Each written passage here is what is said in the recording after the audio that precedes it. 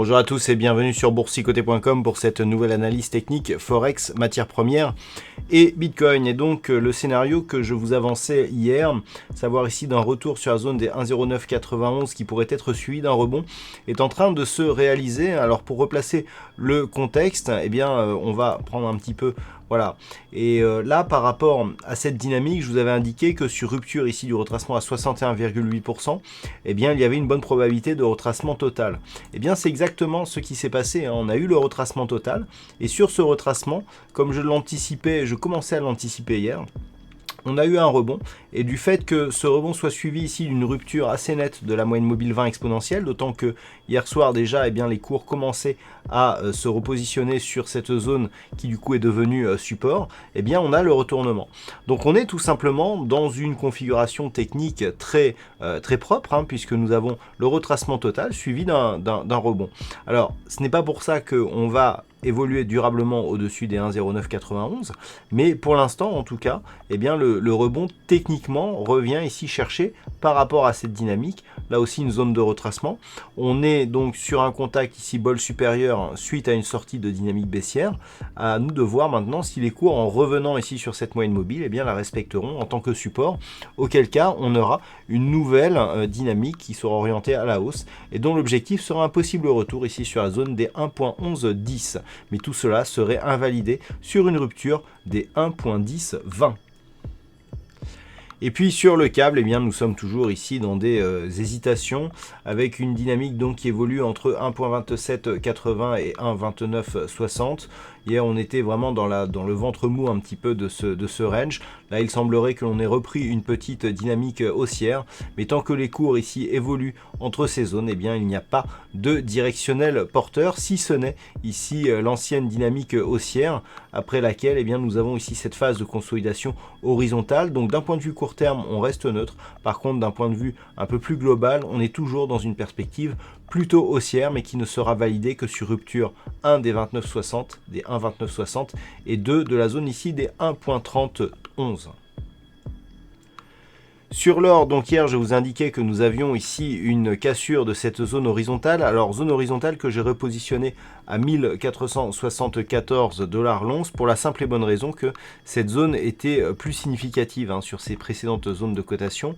On voit ici qu'on avait de nombreux contacts ici sur ces phases. Et lorsque l'on regarde un petit peu où s'est échoué le rebond technique sur lequel j'attirais votre attention hier, eh bien on est justement venu chercher ici cette zone des 1474.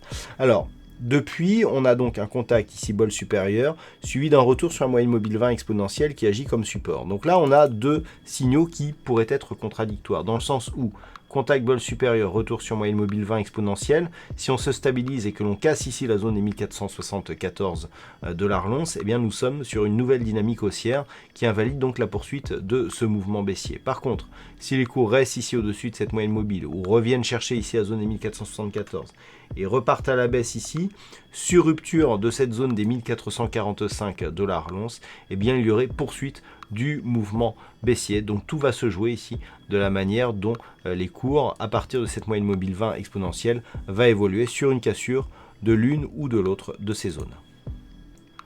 Et puis sur le WTI, malgré une belle hausse aujourd'hui, on reste ici dans un range d'évolution court terme, donc entre deux zones ici qui se situent à 58 et 56 $ le baril. Donc on est proche ici de la zone supérieure.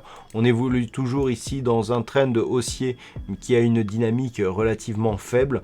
Donc pour l'instant, aucun moyen de définir un directionnel porteur sur ce WTI, tant la zone ici d'évolution faible dure depuis quelques semaines, hein, puisque ça dure depuis le début du mois d'octobre que nous sommes justement dans cette petite dynamique. Donc niveau de rupture qui pourrait nous donner des signaux plus intéressants.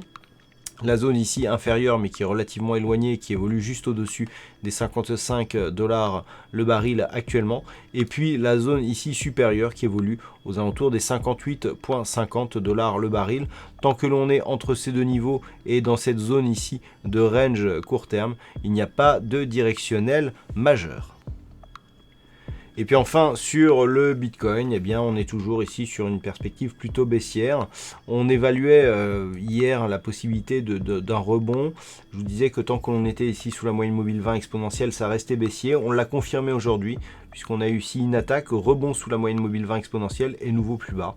Donc clairement, la rupture ici de cette zone des 8935 $, valide l'objectif qui se situe désormais sur un retour possible ici sur la zone des 7400 $. Alors ça peut paraître éloigné, mais lorsque l'on s'éloigne un petit peu, on peut se rendre compte que finalement c'est une zone de cotation qui était celle du Bitcoin il n'y a encore que quelques semaines, puisque ces prix ici datent de la fin du mois d'octobre. Donc tant que les cours ne repassent pas ici au-delà des 8935, eh bien on vise un retour ici sur cette zone des 7400 $. Voilà donc ce que l'on peut dire sur cette analyse technique Forex, matières premières et Bitcoin. Passez un bon week-end de bon trade. On se retrouve dès la semaine prochaine pour d'autres analyses techniques, toujours sur le site boursicoté.com.